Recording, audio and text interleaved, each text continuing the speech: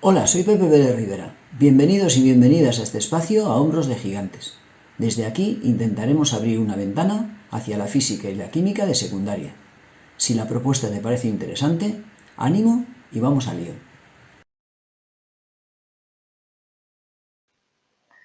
Vamos a estudiar para el curso de primero de bachillerato el tema reacciones químicas termoquímica y en particular el apartado correspondiente a ecuaciones termoquímicas.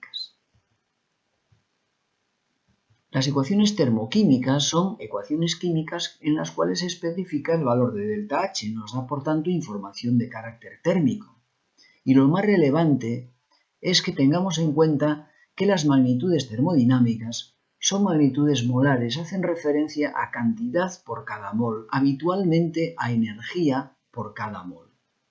Por tanto, a la hora de escribir una ecuación termoquímica, tendremos que tener muy en cuenta esto, que la referencia va a ser un mol. Veamos qué son ecuaciones termoquímicas de formación. Se trata de ecuaciones químicas en las cuales obtenemos un mol de sustancia partiendo de los elementos que la forman, de los elementos constituyentes, en su estado estándar. Recordemos que el estado estándar es una atmósfera de presión y 298 grados Kelvin de temperatura. Con lo cual, muy probablemente, el estado estándar se parece mucho al estado que tenemos habitualmente en nuestras aulas, en nuestros laboratorios, en nuestras casas. La presión atmosférica ronda el valor de una atmósfera y la temperatura más o menos puede rondar los 25 grados Celsius. De modo que si queremos escribir la ecuación termoquímica de formación del CO2, debemos de obtener un mol. Recuerda que las magnitudes son molares, por tanto es para un mol, hay que obtener un mol a partir de los elementos que constituyen esta sustancia en su estado estándar. Tenemos que pensar cómo se encuentra el carbono y cómo se encuentra el oxígeno en el estado descrito, una atmósfera de presión 25 grados Celsius. Y vemos que el carbono en ese estado se puede encontrar bajo dos formas alotrópicas, grafito y diamante. En estos casos se escoge uno por convenio. Se escoge en este caso el grafito, carbono-grafito. Por otra parte, el oxígeno, en estado estándar, es diatómico y gas. Por tanto, he aquí la ecuación de formación del CO2. Recordemos que está ajustada, pero si tuviésemos que ajustarla, dado que hablamos de obtener, de sintetizar un mol, debemos de adoptar el coeficiente estequiométrico 1 para la sustancia que estamos formando, que estamos obteniendo. De manera que la variación de entalpía la completaremos a continuación como menos 393,5 kilojulios por cada mol de sustancia que se forma, dado que es una ecuación de formación. El hecho de que sea una variación de entalpía negativa nos dice que se trata de una reacción exotérmica. A la hora de escribir la ecuación termoquímica de formación del agua líquida, los elementos constituyentes son hidrógeno y oxígeno, y ambos en estado estándar aparecen en forma diatómica y gas. Por tanto, escribimos la ecuación química correspondiente. Ahora ajustaremos, pero al obtener un mol, al hacer referencia a un mol, la cantidad de agua que formamos, dado que hablamos de una variación de entalpía de formación, debemos formar un mol. Por tanto, a la hora de ajustar, debemos tener en cuenta esta circunstancia.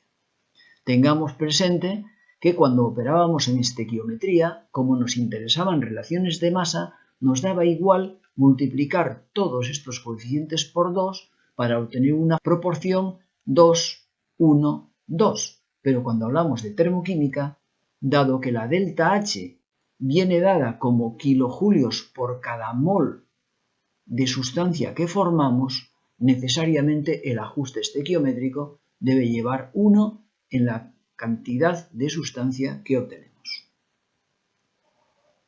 En el caso de escribir la ecuación termoquímica de formación del etanol líquido, vemos que los elementos constituyentes son carbono, grafito, en estado estándar, hidrógeno diatómico gas y oxígeno también diatómico gas.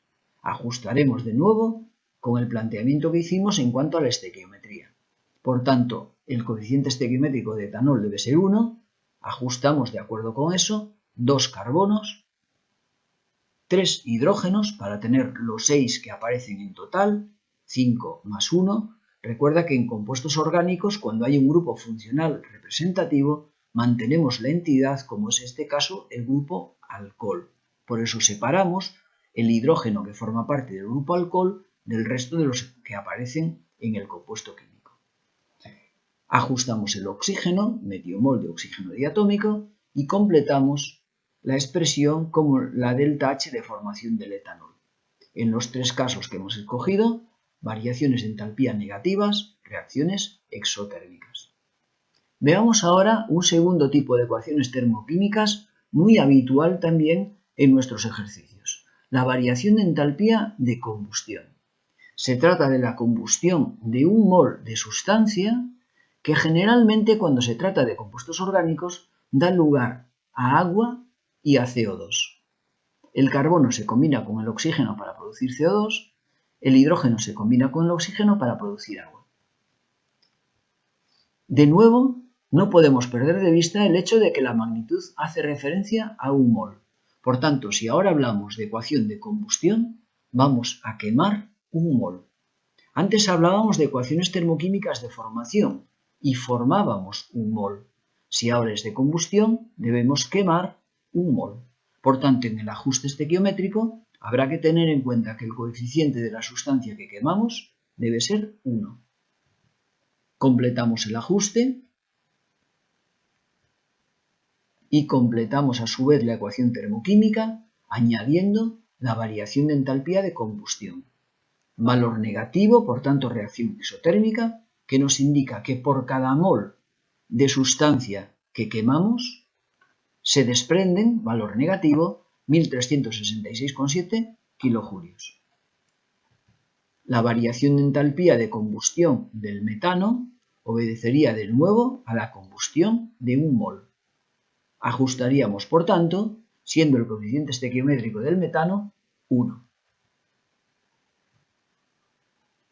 La variación de entalpía de nuevo es negativa, por tanto reacción exotérmica, de manera que por cada mol de metano que quemamos se desprenden, valor negativo, 50,50 kilojulios. Podemos encontrar ecuaciones termoquímicas correspondientes a reacciones químicas de distinta naturaleza. Por ejemplo, una ecuación termoquímica de hidrogenación. No podemos olvidar nunca que independientemente de su naturaleza, todas las variaciones de entalpía hacen referencia a un mol. Por tanto, si se trata de una hidrogenación, hidrogenaremos un mol de sustancia. Si se tratase de una disolución, disolveríamos un mol de sustancia. Siempre la referencia es un mol. En nuestro caso, si hidrogenamos el acetileno para obtener etano, tendríamos 2 moles de hidrógeno y la variación de entalpía sería menos 312,7 kilojulios por cada mol, lo cual nos indica que por cada mol de acetileno que hidrogenamos se desprenden, valor negativo de la variación de entalpía, 312,7 kilojulios. Veamos 3 aspectos a destacar de las ecuaciones termoquímicas. La influencia de los estados de agregación. En las ecuaciones termoquímicas es importante escribir los estados de agregación de las sustancias químicas que participan. Veamos la ecuación de formación del agua líquida. Su variación de entalpía es de menos 285,8 kilojulios por cada mol de agua que obtenemos. Sin embargo, si escribiésemos la variación de entalpía de formación del agua en fase gas, constataríamos que la variación de entalpía es diferente, menos 241,9 kilojulios por cada mol. Si no identificamos el estado de agregación, podemos dar lugar a una confusión, dado que las variaciones de entalpía son diferentes. Es, por tanto, imprescindible escribir esos estados de agregación. Estudiemos ahora cuál es la variación de entalpía de formación de una sustancia que se encuentra en estado estándar. Vamos a tomar como ejemplo la formación del oxígeno diatómico gas. Como cualquier variación de entalpía de formación, se trata de la obtención de un mol de esta sustancia a partir de los elementos constituyentes en estado estándar. En nuestro caso, dado que solo hay un elemento oxígeno, el elemento constituyente es oxígeno y en estado estándar se encuentra en forma diatómica y gas. Si observamos el proceso, veremos que realmente no hay reacción química, no hay cambio, no hay energía asociada y por tanto la variación de entalpía es cero.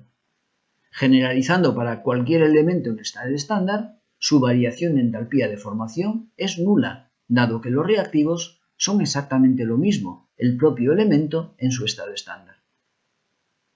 Finalmente, veamos cómo se comportan las ecuaciones termoquímicas correspondientes a reacciones inversas. Vamos a tomar la ecuación termoquímica de formación del agua líquida. Vemos que la variación de entalpía es negativa, la reacción es una reacción exotérmica, menos 285,8 kJ por cada mol.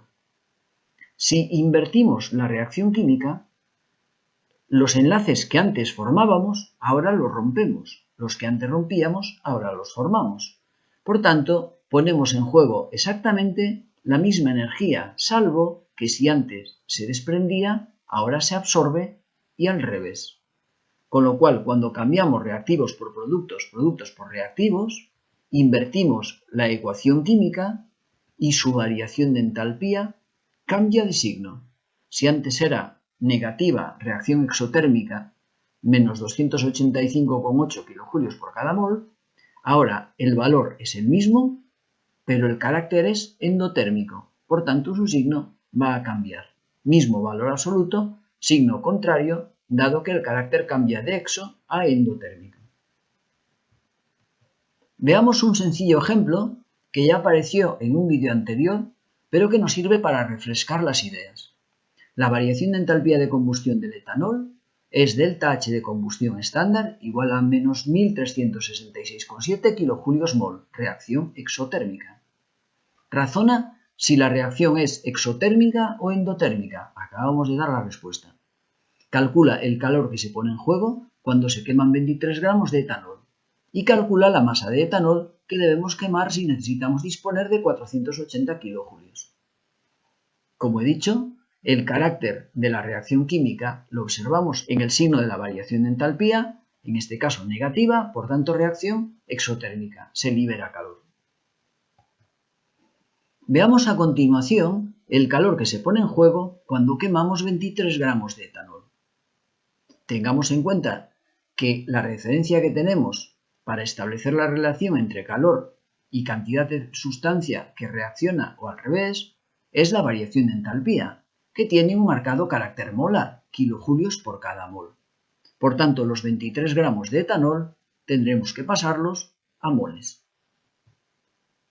Nos iremos a la tabla periódica, rescataremos las masas atómicas y obtendremos la masa molar del etanol 46 gramos por cada mol. Por tanto, para poder aplicar la proporción entre calor y cantidad de sustancia que reacciona, debemos de utilizar la masa molar.